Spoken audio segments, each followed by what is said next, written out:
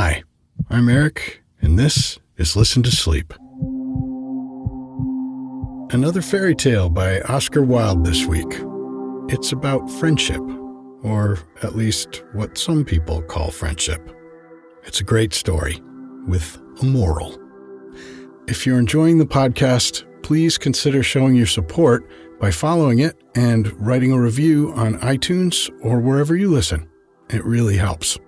Or you can link to it or share it on social media. You can find me on Instagram, Facebook, and Twitter, all at Listen to Sleep. Now, here's The Devoted Friend by Oscar Wilde. One morning, the old water rat put his head out of his hole. He had bright beady eyes and stiff gray whiskers, and his tail was like a long bit of black India rubber. The little ducks were swimming about in the pond, looking just like a lot of yellow canaries, and their mother, who was pure white with real red legs, was trying to teach them how to stand on their heads in the water. You will never be in the best society unless you can stand on your heads, she kept saying to them. And every now and then she showed them how it was done. But the little ducks paid no attention to her. They were so young that they did not know what an advantage it is to be in society at all. "What disobedient children," cried the old water rat. "They really deserve to be drowned." "Nothing of the kind," answered the duck. "Everyone must make a beginning, and parents cannot be too patient." "Ah, I know nothing about the feelings of parents," said the water rat. "I am not a family man. In fact, I have never been married, and I never intend to be. Love is all very well in its way, but friendship is much higher. Indeed, I know nothing in the world that is either nobler or rarer than a devoted friendship." "And what, pray, is your idea of the duties of a devoted friend?" asked a green linnet, who was sitting in a willow tree hard by and had overheard the conversation. "Yes, that is just what I want to know," said the duck, and she swam away to the end of the pond and stood upon her head in order to give her children a good example. "What a silly question," cried the water rat. "I should expect my devoted friend to be devoted to me, of course." "And what would you do in return?" said the little bird, swinging upon a silver spray and flapping his tiny wings. "I don't understand you," answered the water rat. "Let me tell you a story on the subject," said the linnet. "Is the story about me?" asked the water rat. "If so, I will listen to it, for I am extremely fond of fiction." "It is applicable to you," answered the linnet, and he flew down, and alighting upon the bank, he told the story of the devoted friend.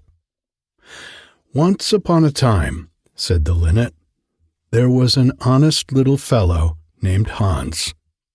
"Was he very distinguished?" asked the water rat. "No," answered the linnet, "I don't think he was distinguished at all, except for his kind heart and his funny, round, good-humored face. He lived in a tiny cottage, all by himself, and every day he worked in his garden. In all the countryside, there was no garden so lovely as his.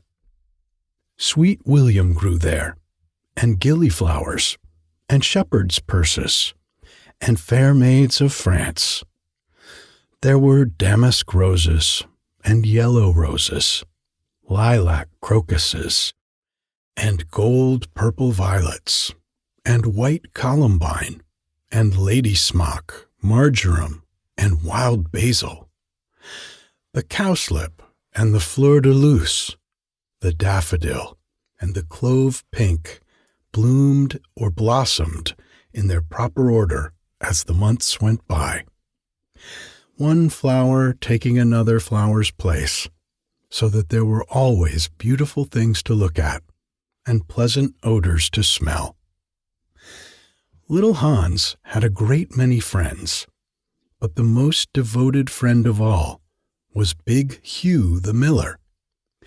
Indeed, so devoted was the rich miller to little Hans that he would never go by his garden without leaning over the wall and plucking a large nosegay, or a handful of sweet herbs, or filling his pockets with plums and cherries if it was the fruit season. Real friends should have everything in common, the miller used to say, and little Hans nodded and smiled, and felt very proud of having a friend with such noble ideas. Sometimes, indeed, the neighbors thought it strange that the rich miller never gave little Hans anything in return, though he had 100 sacks of flour stored away in his mill, and 6 milk cows, and a large flock of woolly sheep. But Hans never troubled his head about these things, and nothing gave him greater pleasure than to listen to all the wonderful things the miller used to say about the unselfishness of true friendship. So little Hans worked away in his garden. During the spring, the summer, and the autumn, he was very happy. But when the winter came, and he had no fruit or flowers to bring to the market, he suffered a good deal from cold and hunger, and often had to go to bed without any supper but a few dried pears or some hard nuts. In the winter, also, he was extremely lonely, as the miller never came to see him then. "There is no good in my going to see little Hans as long as the snow lasts," the miller used to say to his wife. "For when people are in trouble, they should be left alone and not bothered by visitors.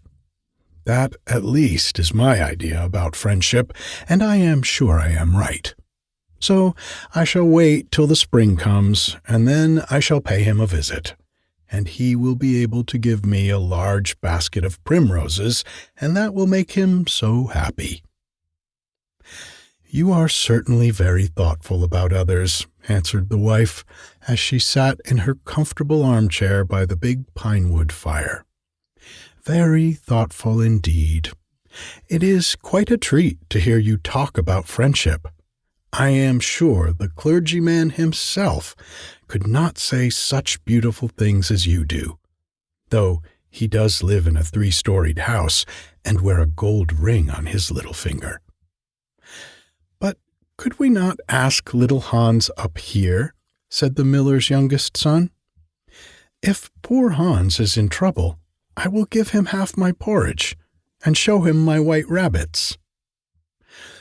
"What a silly boy you are," cried the miller. "I really don't know what is the use of sending you to school. You seem not to learn anything. Why, if little Hans came up here and saw our warm fire, and our good supper, and our great cask of red wine, he might get envious, and envy is a most terrible thing, and would spoil anybody's nature. I certainly will not allow Hans's nature to be spoiled. I am his best friend, and I will always watch over him, and see that he is not led into any temptations. Besides, if Hans came here, he might ask me to let him have some flour on credit, and that I could not do. Flour is one thing, and friendship is another, and they should not be confused. Why, the words are spelt differently, and mean quite different things. Everybody can see that."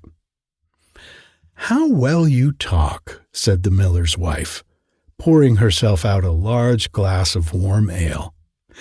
"Really, I feel quite drowsy. It's just like being in church."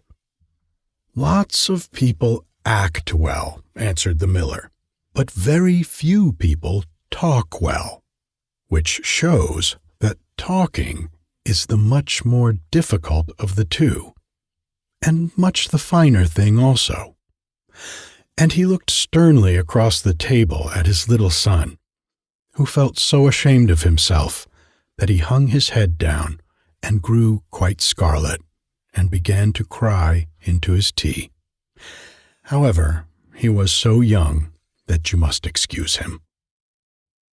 "Is that the end of the story?" asked the water rat. "Certainly not," answered the linnet. "That is the beginning." "Then you are quite behind the age," said the water rat. "Every good storyteller nowadays starts with the end, and then goes on to the beginning, and concludes with the middle. That is the new method. I heard all about it the other day from a critic who was walking round the pond with a young man. He spoke of the matter at great length, and I am sure he must have been right, for he had blue spectacles and a bald head, and whenever the young man made any remark, he always answered, 'Pooh!' But pray, go on with your story. I like the miller immensely. I have all kinds of beautiful sentiments myself, so there is a great sympathy between us." "Well," said the linnet, hopping now on one leg and now on the other, "as soon as the winter was over, and the primroses began to open their pale yellow stars, the miller said to his wife that he would go down and see little Hans." "Why, what a good heart you have," cried his wife. "You are always thinking of others. And mind you, take the big basket with you for the flowers." So the miller tied the sails of the windmill together with a strong iron chain and went down the hill with the basket on his arm. "Good morning, little Hans," said the miller. "Good morning," said Hans, leaning on his spade and smiling from ear to ear. "And how have you been all the winter?" said the miller. "Well, really," cried Hans, "it is very good of you to ask, very good indeed. I am afraid I had rather a hard time of it, but now the spring has come, and I am quite happy, and all my flowers are doing well." "We often talked of you during the winter, Hans," said the miller, "and wondered how you were getting on." "That was kind of you," said Hans. "I was half afraid you had forgotten me." "Hans, I am surprised at you," said the miller. "Friendship never forgets. That is the wonderful thing about it. But I am afraid you don't understand the poetry of life. How lovely your primroses are looking, by the by." "They are certainly very lovely," said Hans, "and it is a most lucky thing for me that I have so many. I am going to bring them into the market and sell them to the burgomaster's daughter and buy back my wheelbarrow with the money." "Buy back your wheelbarrow? You don't mean to say you have sold it? What a very stupid thing to do." "Well, the fact is," said Hans, "I was obliged to. You see, the winter was a very bad time for me, and I really had no money at all to buy bread with. So I first sold the silver buttons on my Sunday coat, and then I sold my silver chain, and then I sold my big pipe, and at last I sold my wheelbarrow. But I am going to buy them all back again now." "Hans," said the miller, "I will give you my wheelbarrow. It is not in very good repair. Indeed, one side is gone, and there is something wrong with the wheel spokes. But in spite of that, I will give it to you. I know it is very generous of me, and a great many people would think me extremely foolish for parting with it, but I am not like the rest of the world. I think that generosity is the essence of friendship. And besides, I have got a new wheelbarrow for myself. Yes, you may set your mind at ease. I will give you my wheelbarrow." "Well, really, that is generous of you," said little Hans, and his funny round face glowed all over with pleasure. I can easily put it in repair, as I have a plank of wood in the house."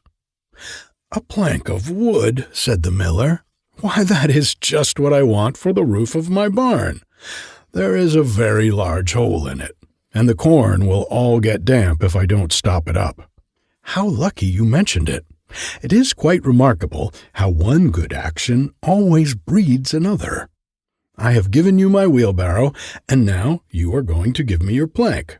Of course, the wheelbarrow is worth far more than the plank, but true friendship never notices things like that.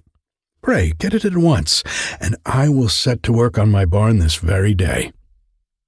"Certainly," cried little Hans, as he ran into the shed and dragged the plank out. "It is not a very big plank," said the miller, looking at it, "and I am afraid that after I have mended my barn roof, there won't be any left for you to mend the wheelbarrow with. But, of course, that is not my fault. And now, as I have given you my wheelbarrow, I am sure you would like to give me some flowers in return. Here's the basket, and mind you, fill it quite full." "Quite full?" said little Hans, rather sorrowfully.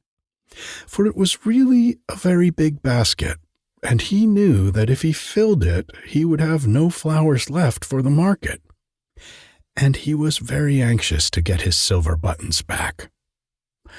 "Well, really," answered the miller, "as I have given you my wheelbarrow, I don't think that it is much to ask for a few flowers. I may be wrong, but I should have thought that friendship, true friendship, was quite free from selfishness of any kind." "My dear friend, my best friend," cried little Hans, "you are welcome to all the flowers in my garden. I would much sooner have your good opinion than my silver buttons any day." And he ran and plucked all his pretty primroses and filled the miller's basket. "Goodbye, little Hans," said the miller, as he went up the hill with the plank on his shoulder and the big basket in his hand. "Goodbye," said little Hans, and he began to dig away quite merrily. He was so pleased about the wheelbarrow. The next day he was nailing up some honeysuckle against the porch, when he heard the miller's voice calling to him from the road. So he jumped off the ladder and ran down the garden and looked over the wall. There was the miller with a large sack of flour on his back. "Dear little Hans," said the miller, "would you mind carrying this sack of flour for me to the market?" "Oh, I am so sorry," said Hans, "but I am really very busy today. I have got all my creepers to nail up, and my flowers to water, and all my grass to roll." "Well, really," said the miller, "I think that, considering that I am going to give you my wheelbarrow, it is rather unfriendly of you to refuse." "Oh, don't say that," cried little Hans. "I wouldn't be unfriendly for the whole world." And he ran in for his cap and trudged off with the big sack on his shoulders. It was a very hot day, and the road was terribly dusty, and before Hans had reached the 6th milestone, he was so tired that he had to sit down and rest. However, he went on bravely, and at last he reached the market. After he had waited there some time, he sold the sack of flour for a very good price, and then he returned home at once, for he was afraid that if he stopped too late, he might meet some robbers on the way. "It has certainly been a hard day," said little Hans to himself as he was going to bed, "but I am glad I did not refuse the miller, for he is my best friend, and besides, he is going to give me his wheelbarrow." Early the next morning, the miller came down to get the money for his sack of flour, but little Hans was so tired that he was still in bed. "Upon my word," said the miller, "you are very lazy. Really, considering that I am going to give you my wheelbarrow, I think you might work harder. Idleness is a great sin, and I certainly don't like any of my friends to be idle or sluggish. You must not mind my speaking quite plainly to you. Of course, I should not dream of doing so if I were not your friend. But what is the good of friendship if one cannot say exactly what one means? Anybody can say charming things and try to please and to flatter, but a true friend always says unpleasant things and does not mind giving pain. Indeed, if he is a really true friend, he prefers it, for he knows that then he is doing good. "I am very sorry," said little Hans, rubbing his eyes and pulling off his nightcap. "But I was so tired that I thought I would lie in bed for a little time and listen to the birds singing. Do you know that I always work better after hearing the birds sing?" "Well, I am glad of that," said the miller, clapping little Hans on the back, "for I want you to come up to the mill as soon as you are dressed and mend my barn roof for me." Poor little Hans was very anxious to go and work in his garden, for his flowers had not been watered for 2 days, but he did not like to refuse the miller, as he was such a good friend to him. "Do you think it would be unfriendly of me if I said I was busy?" he inquired in a shy and timid voice. "Well, really," answered the miller, "I do not think it is much to ask of you, considering that I am going to give you my wheelbarrow. But of course, if you refuse, I will go and do it myself." "Oh, on no account," cried little Hans, and he jumped out of bed and dressed himself and went up to the barn. He worked there all day long, till sunset, and at sunset the miller came to see how he was getting on. "Have you mended the hole in the roof yet, little Hans?" cried the miller in a cheery voice. "It is quite mended," answered little Hans, coming down the ladder. "Ah," said the miller, "there is no work so delightful as the work one does for others." "It is certainly a privilege to hear you talk," answered little Hans, sitting down and wiping his forehead. "A very great privilege, but I am afraid I shall never have such beautiful ideas as you have." "Oh, they will come to you," said the miller, "but you must take more pains. At present, you have only the practice of friendship. Some day, you will have the theory also." "Do you really think I shall?" asked little Hans. "I have no doubt about it," answered the miller. "But now that you have mended the roof, you had better go home and rest, for I want you to drive my sheep to the mountain tomorrow." Poor little Hans was afraid to say anything to this, and early the next morning the miller brought his sheep round to the cottage, and Hans started off with them to the mountain.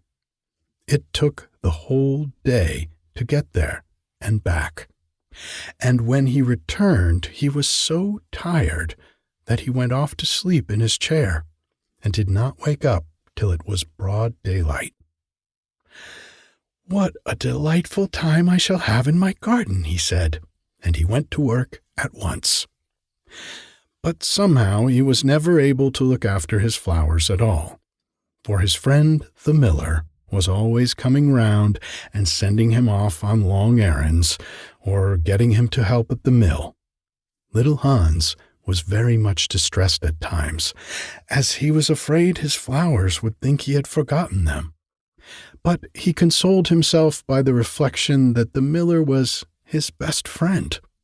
"Besides," he used to say, "he is going to give me his wheelbarrow, and that is an act of pure generosity." So little Hans worked away for the miller, and the miller said all kinds of beautiful things about friendship, which Hans took down in a notebook and used to read over at night, for he was a very good scholar. Now it happened that one evening little Hans was sitting by his fireside when a loud rap came at the door. It was a very wild night, and the wind was blowing and roaring round the house so terribly that at first he thought it might merely be the storm. But a second rap came, and then a third, louder than any of the others. "It is some poor traveler," said little Hans to himself, and he ran to the door. There stood the miller, with a lantern in one hand and a big stick in the other. "Dear little Hans," cried the miller, "I am in great trouble. My little boy has fallen off a ladder and hurt himself, and I am going for the doctor. But he lives so far away, and it is such a bad night, that it has just occurred to me that it would be much better if you went instead of me. You know I am going to give you my wheelbarrow, and so it is only fair that you should do something for me in return." "Certainly," cried little Hans. "I take it quite as a compliment your coming to me, and I will start off at once. But you must lend me your lantern, as the night is so dark that I am afraid I might fall into the ditch." "I am very sorry," answered the miller, "but it is my new lantern, and it would be a great loss to me if anything happened to it." "Well, never mind, I will do without it," cried little Hans, and he took down his great fur coat and his warm scarlet cap and tied a muffler round his throat and started off. What a dreadful storm it was! The night was so black that little Hans could hardly see, and the wind was so strong that he could scarcely stand. However, he was very courageous, and after he had been walking about 3 hours, he arrived at the doctor's house and knocked at the door. "Who is there?" cried the doctor, putting his head out from his bedroom window. "Little Hans, doctor." "What do you want, little Hans?" "The miller's son has fallen from a ladder and has hurt himself, and the miller wants you to come at once." "All right," said the doctor, and he ordered his horse and his big boots and his lantern and came downstairs and rode off in the direction of the miller's house, little Hans trudging behind him. But the storm grew worse and worse, and the rain fell in torrents, and little Hans could not see where he was going, or keep up with the horse. At last he lost his way, and wandered off on the moor, which was a very dangerous place, as it was full of deep holes. And there poor little Hans was drowned. His body was found the next day by some goatherds, floating in a great pool of water, and was brought back by them to the cottage. Everybody went to little Hans's funeral, as he was so popular. The miller was the chief mourner. "As I was his best friend," said the miller, "it is only fair that I should have the best place." So he walked at the head of the procession in a long black cloak, and every now and then he wiped his eyes with a big pocket handkerchief. "Little Hans is certainly a great loss to everyone," said the blacksmith when the funeral was over, and they were all seated comfortably in the inn, drinking spiced wine and eating sweet cakes. "A great loss to me, at any rate," answered the miller. "Why, I had as good as given him my wheelbarrow, and now I don't know what to do with it. It is very much in my way at home, and it is in such bad repair that I could not get anything for it if I sold it. I will certainly take care not to give away anything again. One always suffers for being generous." "Well," said the water rat, after a long pause. "Well, that is the end," said the linnet. "But what became of the miller?" asked the water rat. "Oh, I really don't know," replied the linnet, "and I am sure that I don't care." "It is quite evident, then, that you have no sympathy in your nature," said the water rat. "I am quite afraid you don't quite see the moral of the story," remarked the linnet. "The what?" screamed the water rat. "The moral. Do you mean to say that the story has a moral?" "Certainly," said the linnet. "Well, really," said the water rat in a very angry manner. "I think you should have told me that before you began. If you had done so, I certainly would not have listened to you. In fact, I should have said pooh, like the critic. However, I can say it now." So he shouted out, "Pooh," at the top of his voice, gave a whisk with his tail, and went back into his hole. "And how do you like the water rat?" asked the duck, who came paddling up some minutes afterwards. "He has a great many good points, but for my own part I have a mother's feelings, and I can never look at a confirmed bachelor without the tears coming into my eyes."